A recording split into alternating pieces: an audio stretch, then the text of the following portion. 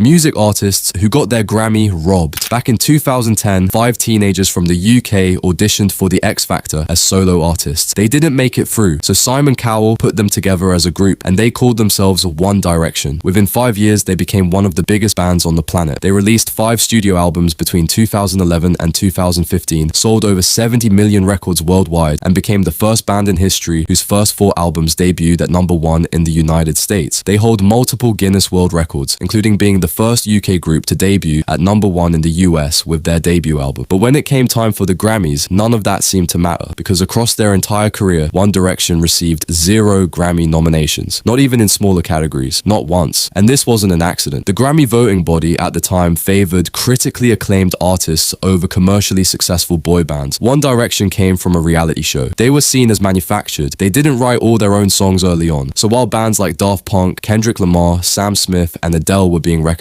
One Direction wasn't even in the conversation. But the craziest part, they sold more records than most of the artists who beat them. They broke records most artists will never touch. And millions of fans around the world couldn't understand how the biggest band of their generation was completely ignored by the music industry's most prestigious award. The Grammys never recognized them, not once.